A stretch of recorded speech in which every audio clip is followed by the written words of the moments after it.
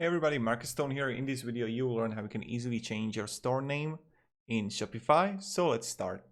All you have to do is just be in a home, click here on settings, click on general.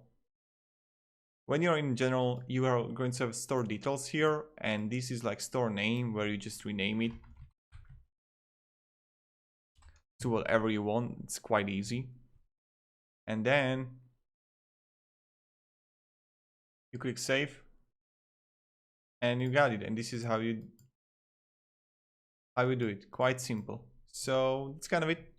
Thank you very much everybody for watching. If you have any questions, just ask down below and I'll be really happy to help you, and I will just be happy to provide you some guidance and support. So thank you, have a great day and see ya.